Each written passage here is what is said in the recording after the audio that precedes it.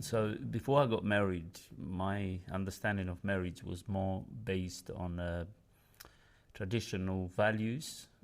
That means man's are more favorite, and I just wanted things to go my way. I think similar to what Fikret was saying, I had no knowledge about marriage. I didn't know what to expect. Even if you have good relationship with your parents, marriage was not a topic you discuss openly. I think the society we lived in there was a taboo about it. So all I knew was from the books or good, well-meaning parents, advice from them, good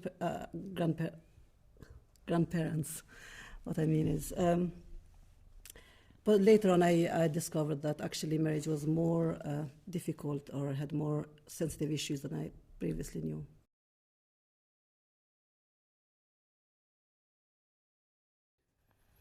After we got married, I didn't communicate, lack of communication. I didn't pay attention to any issues that will arise, thinking they would just disappear themselves. All those things and I didn't value marriage as God intended. As God wanted me to value my marriage, I didn't do that at all. Yeah, I will say the same. Problems emerged right at the beginning because we didn't know each other. We had an arranged marriage, and communication we didn't have communication at all. In my part, I guess, was trust issues as well, so I didn't trust Fiqret to make important decisions, and that led to conflict, so we didn't understand or respect submitting and leading. I couldn't submit to him because I didn't trust him, and of course that prevented him to lead in the way that it should be. So I think I would say finance was a big issue, one of the issues, not probably only. I wouldn't know anything about budgeting or what money comes in or out of our accounts, so I would ask questions, and that will end up in arguing and conflicts. And sometimes I used to get upset because I'm kind of anxious and worried. I felt like people outside, of course there are his friends and family, I felt like they could make decisions more easily, and I was not aware of, so yeah. I just want to add this. One of the problems that emerged at this point was I didn't know how to handle my family, like mum, dad, siblings. They were interfering in our life quite a lot, and that brought a lot of I don't know what word to use, but a lot of tension in between us. Because, for example, I will make a plan with Fatima to go somewhere over the weekend, and suddenly they just will call, and everything will be just moved to another time, and this wasn't really good.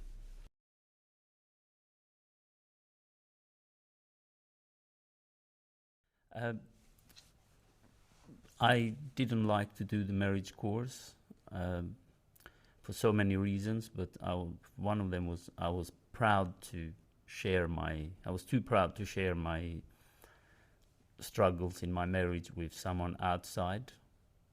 So this was one of my main reasons that I didn't want to do the marriage course. But however, I decided to do the marriage course.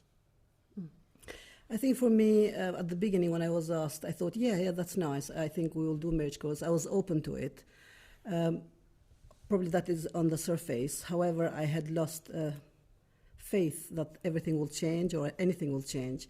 So I think deep down I was thinking, yeah, if we do that, at least Fiqret will benefit from it. He will change. So I didn't think I was the main problem.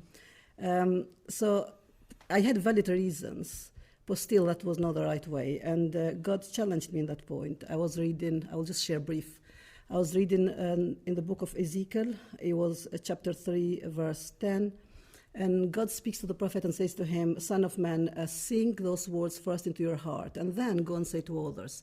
And I felt God called me out, if I can say, because I was being like a hypocrite, telling everybody about how Jesus can heal and can save, and he is good God. And at the same time, I was not allowing him to do the same thing for me. So I felt Jesus say to me, how can you tell people Jesus heals if you're not allowing him to heal your marriage? And how can you tell people he restores, and yet you are not allowing him to restore your marriage? So I think once I was convicted of that. I was more free because I was wholeheartedly working in the marriage. It wasn't just about because John and Dawn asked me. It was more about, I wanted to change him, as I previously intentionally wanted. But yeah.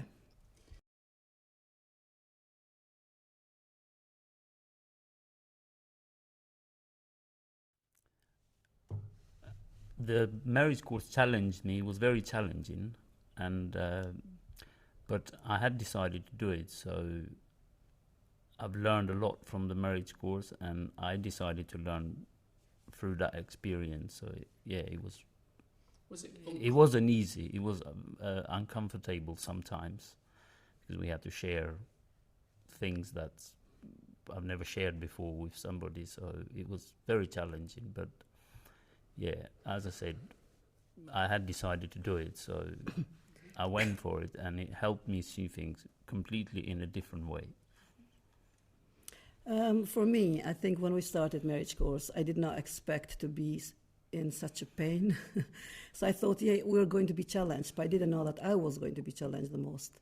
And I felt, I felt most of the times, because I was sharing, of course, when you share, and it's good to share because you're being open, the issues are going to come to light, and then those who are mentoring you, in our case it was John and Dawn, they will see things and they will challenge me, and I was not ready to accept challenges because that meant I had to work.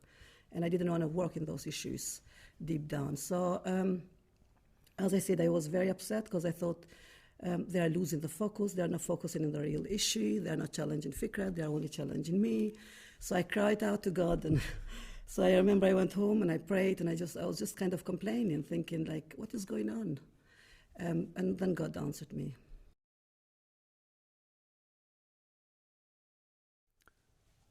During the marriage course, I was really tired. I had reached the end point where I had nowhere else to go. I just didn't know what to do. So I was walking one day and listening to the Bible, and it happened, I was listening to the story of Lazarus. So in this story, you hear that Jesus called Lazarus out of his tomb after 4 days. He was dead. And I heard this voice asking me, do you believe what you're hearing? And I couldn't say yes because I didn't fully believe that. So I said no. And this voice said to me again, what is something that is dead that you want to bring it back to life? And immediately I said, my marriage. And I kept walking and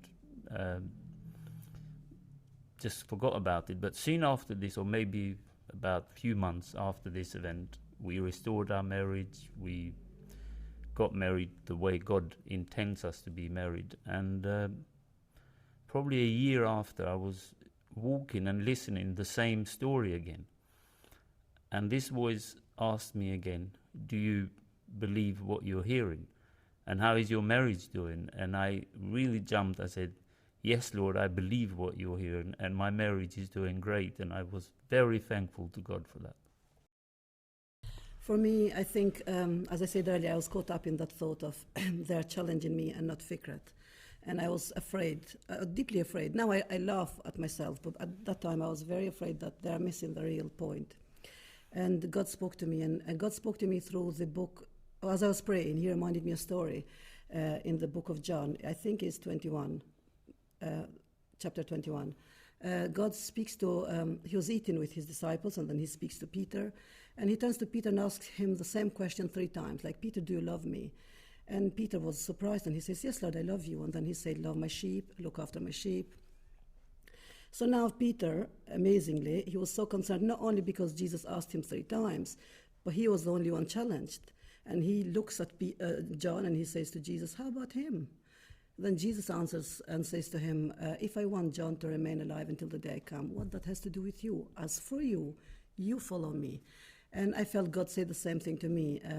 So Jesus was saying to me that if I want Fiqeret to remain unchanged and sinful for the rest of his life, what that has to do with you? As for you, he said, follow me, do the right thing, and you need to change for you, not for him. And as I did this, as I was kind of, I was convicted, and released from this burden, really. I felt like our marriage started working and progressing because without knowing, I was being a stumbling block, not only in front of Fiqeret, but in front of our marriage as well.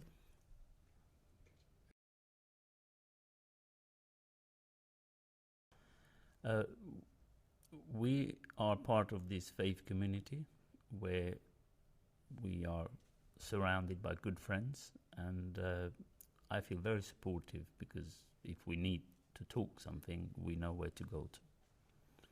Good. And perhaps because earlier on you said about trusting and openness, perhaps you could just say, it's now easier for me to trust, it's easier for me to be open. Hang on. Yeah, go. So yes, it is very easy now for me to be open and share my struggles with the people that I trust in our community. Yeah, well, that's the same thing. I think having people who support you and care for you in your marriage is amazing. And I would like to specify particularly John and Dawn because they've walked through with us in this journey, advising us, encouraging us, challenging us throughout the whole time. And even now they continue to challenge us, but it's a good thing because we grow. So I think I've learned that communication and seeking support is very important.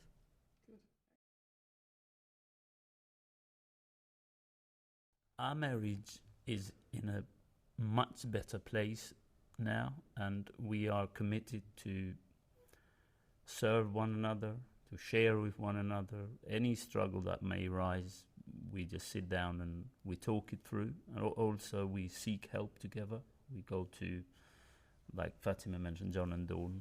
Thank God we still spend time with them. So if there was an issue, we go together and bring it out. And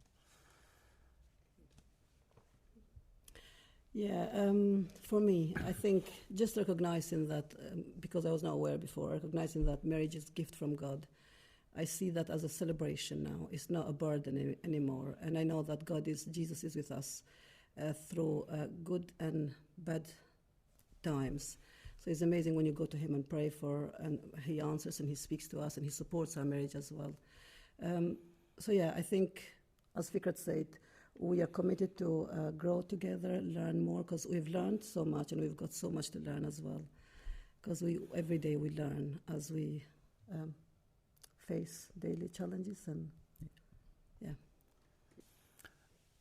we like to help other people because God helped us. And I believe God has called us in this to share however God helped us, whatever we can pass on to other people that may be struggling with the same problem, that they can't communicate, they can't share their struggles. So we would like to just help anybody who may need our help. Yeah, I think for me, I would love to share with all us what Jesus has done for us and what we've learned from John and Dawn as well. I think it's important to recognize, because personally I was so afraid of sharing what was going on in our marriage. I was so afraid of speaking out. I didn't know where to seek for help. I thought I would be judged. Of course, I blame myself. Everybody, when marriage goes wrong, they blame themselves for whatever is going on. So I think having that place where I was able to speak openly, not being judged, and walk through those difficulties was very important. So I would like to do the same for others, that people shouldn't feel isolated, discouraged, lose hope or faith, because God has given us one another and God has given us a family.